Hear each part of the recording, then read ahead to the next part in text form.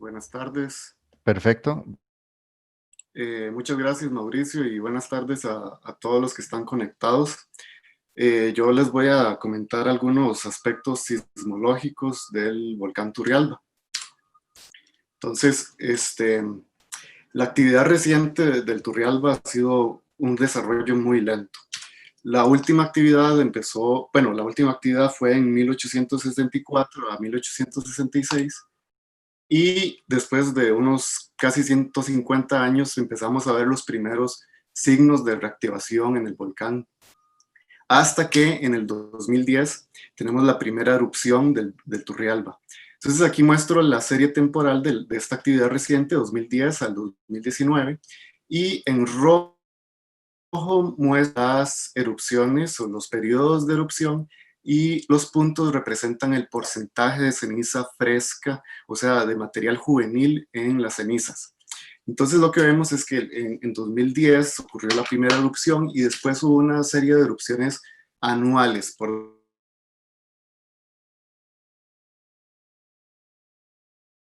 Más o menos las erupciones son más largas, con mayor emisión, y a finales de 2017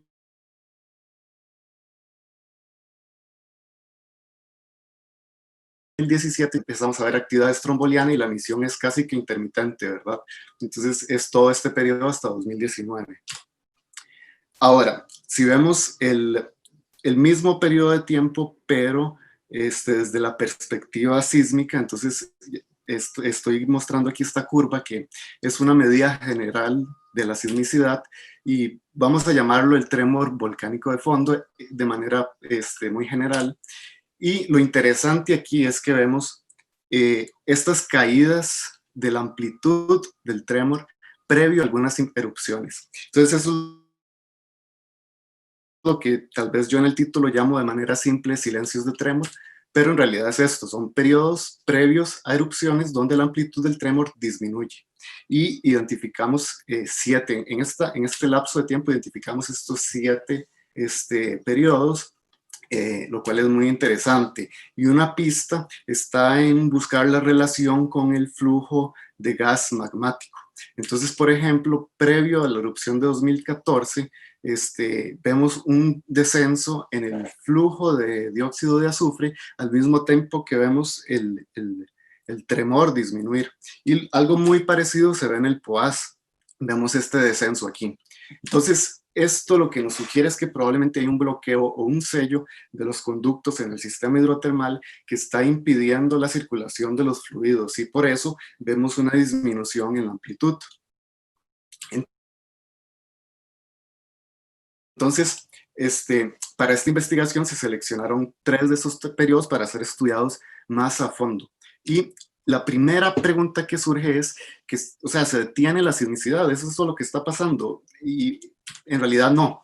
En realidad, cuando uno observa la señal sísmica más de cerca, entonces lo que ve son unos precursores, unos eventos muy interesantes. En este caso, en 2009 predominaron los eventos de largo periodo con tremor armónico. En 2013, los LP con tremor, en este caso no armónico, fueron los que predominaron. Son muy parecidas estas dos señales y podrían estar relacionadas. Y en 2016 lo que vimos fue esta señal que es, como llaman en Colombia, un tornillo, esta señal tonal, pero en este caso es muy interesante porque tiene este pulso de muy baja frecuencia. Entonces, aquí vemos cómo observamos estas señales compuestas diferentes en cada periodo y que nos puede estar indicando, ¿verdad?, cómo el sistema va evolucionando de erupción a erupción. Y ahora la pregunta es, o sea, ¿qué son esas señales tonales, verdad? Tonales es cuando tenemos estos picos tan marcados en el espectro, tanto armónico como de esta coda multitonal. Entonces, tenemos que irnos, ¿verdad?, ya a pensar en qué concepto tenemos del modelo de estas señales, cuál es la fuente. Entonces, vamos a ver si se escucha. Nada más quiero como que escuchemos el tremor armónico, cómo sonaría si lo pudiéramos escuchar. Espero se haya escuchado. Y hay muchos modelos para el tremor armónico y no me da chance de presentarlos todos, nada más voy a presentar un par. Hay uno que es, ¿verdad?, el flujo en un canal donde ese flujo lo que va a hacer es imponer vibraciones a las paredes del conducto, más o menos como sucede en la voz humana, ¿verdad? Que tenemos las cuerdas vocales que no son cuerdas, es tejido, paredes de tejido donde atraviesa el aire que viene en los pulmones y entonces genera la vibración. Algo parecido podría pasar en un medio permeable, donde tenemos un flujo que atraviesa un medio permeable. Pensemos más como el flujo dentro de un acuífero, más o menos. Entonces ya esto nos da una idea. Y hay miles de modelos más. Luego, con el tornillo, escuchemos, no sé si están escuchando la verdad, pero suena más como un campanazo. Entonces, aquí el modelo es distinto, ¿verdad? Tenemos probablemente una cavidad que está cerrada, obstruida, entonces el gas que la habita, entonces entra en oscilación, o puede que entre este gas y empiece a oscilar. Y en este caso, ¿verdad? Son procesos distintos y por eso las señales se ven distintas. Entonces, ya tenemos identificado más o menos qué es lo que puede estar pasando y ahora cómo podemos caracterizar mejor eso que estamos viendo. Entonces vamos a tratar de extraerle más información a estas señales. Entonces, para el tremor armónico, por ejemplo, extraemos la frecuencia fundamental y sus sobretonos que están relacionados. Para la coda multitonal o el tornillo, lo que hacemos es parecido, o sea, extraemos cada pico, pero en este caso son independientes, entonces hay que extraerlos de manera distinta. Cuando se puede, las agrupamos por forma de onda e incluso hacemos localización también cuando se puede. En este caso, esta es la localización que tenemos para el evento tipo tornillo, más o menos unos 500 metros por debajo del cráter activo. Entonces, bueno, voy a presentar algunos resultados, nada más cosas que me parecen las más interesantes, pero no voy a entrar mucho de fondo. Entonces, para el LP con tremor armónico, algo muy interesante, me parece a mí, es la duplicación del periodo, como vemos aquí en esta figura. Esto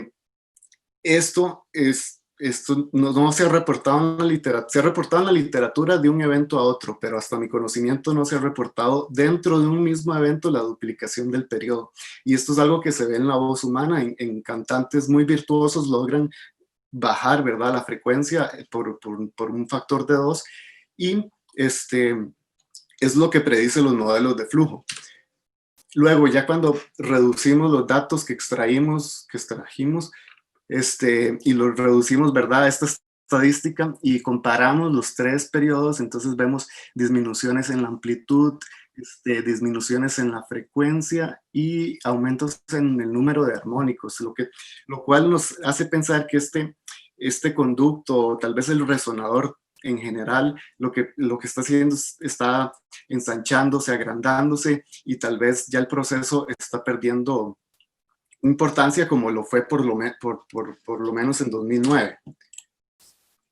Ahora, por el lado del tornillo compuesto, lo más interesante para mí es esto y es increíble, ¿verdad? Como cada pico de frecuencia tiene su variación independiente, pero en general vemos la misma tendencia y es que tenemos esta primera parte donde vemos este descenso de la frecuencia y después hay un par de ciclos de aumento y disminución que lo más interesante es que están relacionados o parecen relacionarse con 3 enjambres de sismos volcanotectónicos que observamos que ocurrieron previo a esta erupción de abril de 2016. Entonces, bueno, ahorita no voy a entrar en esa historia porque la idea aquí es ahora, ¿verdad?, cómo ligar estas observaciones ya para entender el panorama general de la actividad reciente desde 2010 a 2019. Entonces, aquí es clave relacionar estas señales que son parecidas, que es el tremor armónico y el tornillo multitonal, pero en este caso son simples, ¿verdad? No tienen ese LP inicial, no son señales compuestas. Entonces, esto es un poco distinto. No son exclusivas a estos periodos que yo estudié, y bueno, ya han sido estudiados por Mauricio en este caso. Luego están los eventos de doble fase que son muy importantes porque son explosiones. con diferentes manifestaciones, a veces es nula, luego hay exhalaciones menores, incluso ya llega a explosiones estrombolianas. Perdón, 5 minutos, Leo. ¿ok? Y incluso algo muy interesante es que a veces presentan la coda multitonal de los tornillos. Eso es muy interesante porque podría ser que estamos hablando de fuentes relacionadas o cercanas. Y esto lo está estudiando Javier Pacheco. Entonces yo aquí lo que intento es integrar, ¿verdad? Todas estas observaciones y tratar de armar el rompecabezas que tenemos acá. Entonces, estas son las señales que presenté ahora y su ocurrencia en el tiempo, ¿verdad? El número de eventos por mes. Y algo que es muy interesante es esta como sucesión en el tiempo, ¿verdad? Primero tenemos los tornillos, después los doble fase y después el tremor armónico. Entonces, eso es bastante interesante. Los tornillos, lo que estamos viendo es que al principio, en 2012, tenían una frecuencia muy alta y después fueron disminuyendo hasta incluso menores a 1 Hz. Entonces, a largo plazo tenemos esta variación, lo cual nos podría indicar, ¿verdad?, una cavidad que se está agrandando.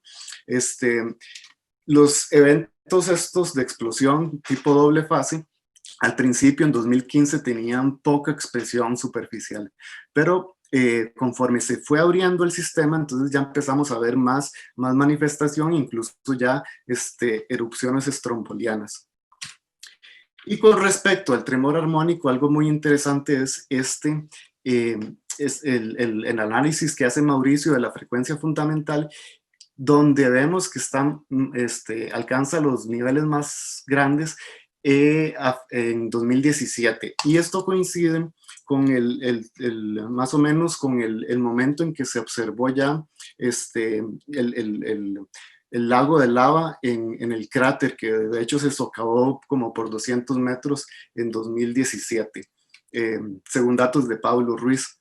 Entonces, bueno, ya basándonos en todo esto que he presentado, voy a tratar de explicar cuál es mi interpretación del sistema somero, por lo menos del volcán Turrialba. Entonces, en una primera etapa, en los 90 hasta 2009, vemos la reactivación del volcán. Ya en 2010 ocurre la primera erupción y este es uno de los periodos que yo estudié, ¿verdad? Y probablemente hay un sello en el sistema hidrotermal, el cual está interactuando con los gases que están ascendiendo del magma que está cerca. Y entonces este sello produce una presurización y cada vez que se supera esa presurización, entonces ocurre tal vez una pequeña explosión que podría ser la fase LP de los tremores armónicos, lo cual libera el gas que está ahí acumulado, generando el tremor armónico, ¿verdad? Porque lo libera a alta velocidad, a alta presión, suficiente para crear un tremor armónico. Y entonces este proceso se puede repetir 1000 veces en 15 días hasta que ocurre la erupción. Y se abre la boca 2010, que se abrió en el costado oeste. Entre este momento y el 2013 se abrieron las bocas 2011, 2012, entonces ya tenemos un sistema un poco más desarrollado de conductos, ya empezamos a ver tornillos, entonces probablemente ya tenemos una cavidad aquí debajo del sello donde puede resonar el tornillo, y vemos LPs con tremor armónico, pero también con tremor. Y puede ser que estos LPs con tremor no armónico sean el resultado de un flujo tal vez no tan, sin la presión crítica para generar el tremor armónico. Y de hecho esta explosión en 2013 no fue tan Un importante minuto, Leo. Perfecto, como las que siguen en 2014 y 2015, ¿verdad? Que ahí ya empezamos a ver intrusión magmática más grande, y vemos, ya empiezan a aparecer las explosiones profundas, los doble fase, y aumenta el contenido de ceniza juvenil. Para entonces ya en 2016 probablemente ya tenemos un sistema de conductos más desarrollado, un cuerpo de magma más cercano, ¿verdad?, a la superficie. Vemos un tornillo del tipo compuesto que está acoplado con un sismo de muy bajo periodo que nos podría indicar un movimiento lento en el magma, y que tras el cual se genera una resonancia en una cavidad cerrada, y seguimos viendo LPs con tremor armónico. Y ya para 2017, 2018 vemos como el fondo del cráter se socava a 200 metros. Estos son datos de Pablo Ruiz. Vemos explosiones estrombolianas y aquí ya el volcán entonces empieza, ¿verdad?, a cantar con este tremor armónico largo de horas hasta días, que posiblemente su frecuencia esté controlada por el nivel de la columna de magma. Entonces, bueno, nada más quería terminar con esta lámina donde muestro esta erupción de este año. En realidad ya el volcán ha ido menguando su actividad, pero este año tuvimos erupciones en julio y agosto, y también se observaron los LP con tremor armónico. Ocurrió en julio y esta erupción que muestro aquí fue en agosto. Entonces, bueno, muchas gracias. Muy bien. Muchas gracias, Leonardo, por esta interesante plática. Tengo aquí unos comentarios y unas consultas. La primera de María Martínez, bueno, que hace un comentario sobre el sonido vítreo o metálico del tornillo, como si se tratara de un cuerpo rígido pero maleable, vibrando. Y también tiene un comentario en el que indica que en el primer perfil sobre sismicidad y emisión de cenizas, falta incluir la primera, aunque pequeña, erupción de inicio de apertura del volcán en enero del 2009 como una emisión de ceniza, con alrededor de un 1% de material juvenil. No sé si quieres comentar un poquito. Sí, con respecto al tornillo, sí, qué dicha que lo pudieron escuchar. Tiene esta calidad como de un golpe a algo metálico, tal vez. A diferencia del tremor armónico, que suena más como una nota musical, incluso. Con respecto a la erupción de enero de 10. 2009. Sería enero del 2010, 2010, ok. más bien. Sí, correcto. Es Sí, ahí está el dato, me parece. Okay. Esos son datos de Geoffroy Abarth. Ok. Sí. Ok, perfecto. También tenemos otra pregunta de Walter Hernández. ¿A qué profundidad puede estar la capa sello? Ok, en este caso, la localización de esta capa, vamos a ver, es difícil porque, bueno, ahí lo más interesante sería hacer geofísica, con algún método como resistividad o algo así, que creo que es lo que nos daría una mejor idea de cómo está la distribución de resistividades, y entonces ahí se vería una anomalía. Con lo que yo he visto, tenemos la localización del tornillo, bueno, de este pulso de muy baja frecuencia del tornillo, que está a unos 500 metros por debajo del cráter activo, lo cual puede ser una profundidad esperable. Sí, que es más o menos la parte superior del cuerpo Sí, somero. es algo somero, ¿verdad? Sí. Correcto. Y tenemos una consulta de Carlos Valdés. ¿Qué tipo de señales crees vos que se ven o que podrían asociarse al socavamiento del cráter? ¿Crees que hay alguna en particular que pudiera indicar ese proceso o de acuerdo a tu experiencia? Lo que pasó, bueno, es que en esa socavación que menciono ocurrió en el 2016, y el 2016, aquí se ve en esta figura, fue muy, muy activo en emisión, o sea, en erupciones, en explosiones. Entonces ahí estamos hablando que estaban las explosiones profundas doble fase, que posiblemente destruyen los canales,